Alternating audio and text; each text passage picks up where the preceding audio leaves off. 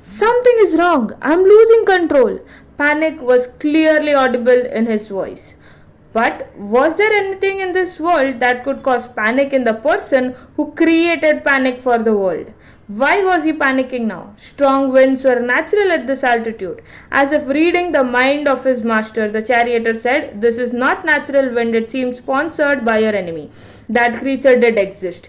He had heard stories about two mountain sized giant vultures considered to be sons of a demigod, at least 60,000 years old. This one was sagacious and had taken on the self-assigned role as the protector of the resident hermits. As the creature zoomed towards them, its flapping wings caused a mini tornado specifically directed at the chariot. For a moment, Ravana was baffled. He was cool the very next moment.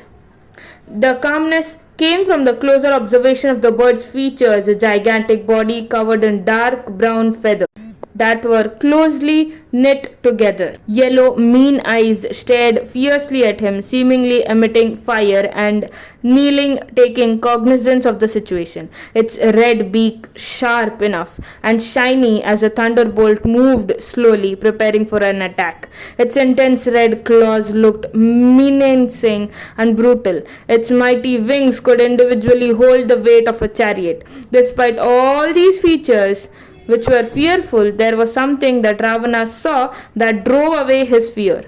Age. The bird was really old. There was nothing to fear from an old bird, however strong. Jatayu landed on the umbrella of his chariot with a mighty thud. Ravana lunged ahead, expecting Jatayu's weight to make the umbrella post cave in. Once Jatayu began to speak, his voice boomed like a thunderstorm. "You fool! Do you comprehend the magnitude of your crime?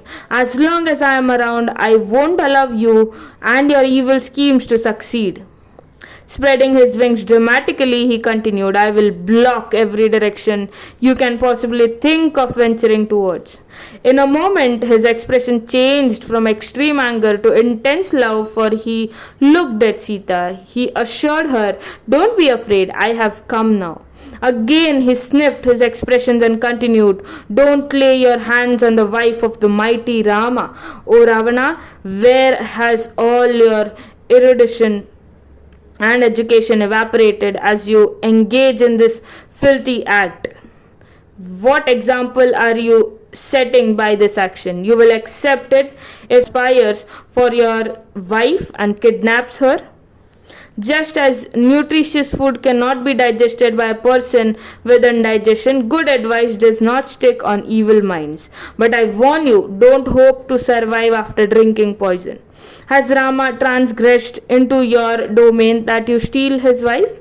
If your enmity towards Rama is because he killed Khara and Dushana, then let me tell you that you first kill your own foolish sister Surpanakha, who stuck her long, curious nose in the wrong place. No wonder she lost her nose. Rama was only protecting himself and his loved ones. Even in the animal kingdom, when your loved ones is being attacked brutally, then one can take all measures to check in. The moment you lay hands on Sita, Rama will throw a noose around your neck. However far away you venture, Rama the Terminator has the other end of the lasso in his hands. Return Sita at once. She is the fire that will burn you and your entire dynasty. Don't carry a venomous snake casually in your cloth. You will be bitten, so will your lust. You will be ripped, and so will your desires. Don't aspire for Yasha, Ravana. Yasha or prestige will give you fame while you live, when you exhibit valor, riches, and affluence. Strive for Kirti.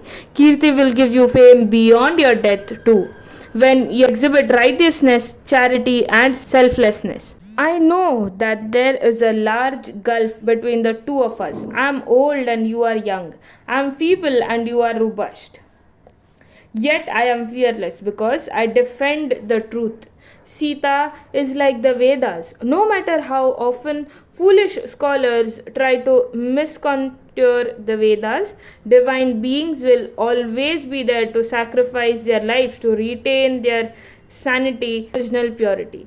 I may not be able to stop you, but I can definitely delay you. If the mighty princess reaches by then, your fate is sealed in Janasthana itself. You will join Khara and Dushana in their party in Yamaloka, where Yamaraja is enjoying torturing them. He retorted, one may be able to bring back the water that was vaporized by touching a hot iron rod, but no one can bring back Sita, who is in my possession now.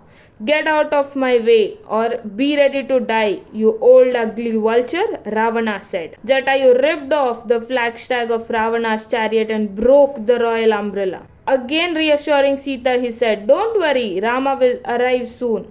Please don't drop your precious tears.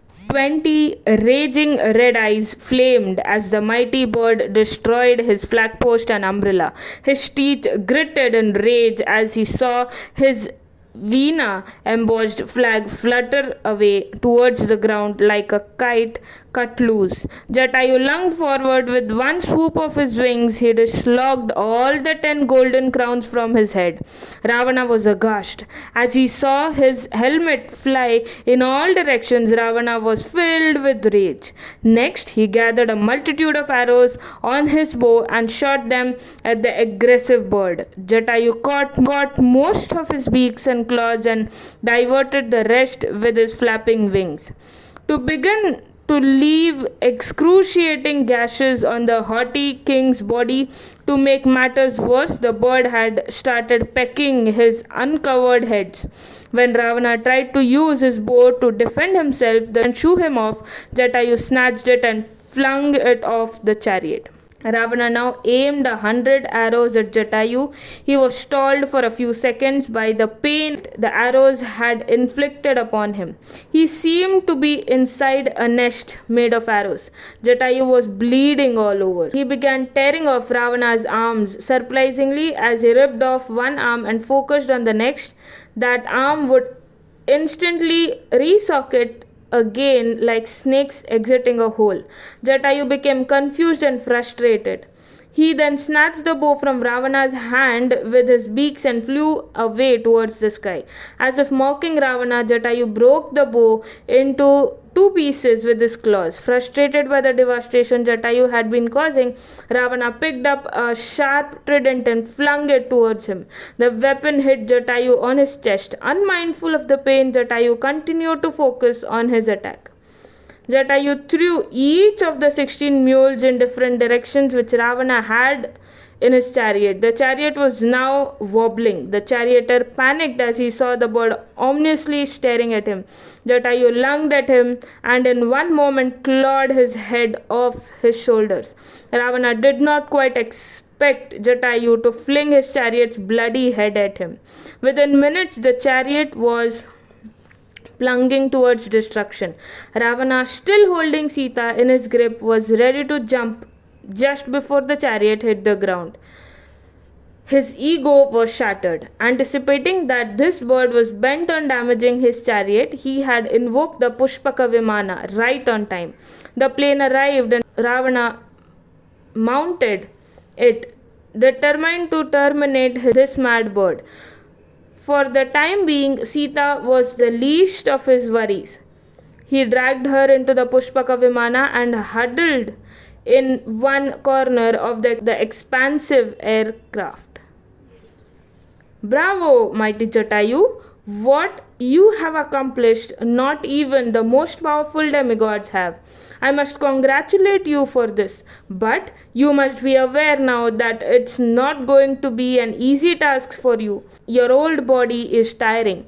I have a proposal that may make things easy for both of us. Why should we drag this fight for too long? Ravana looked at Jatayu with a grin.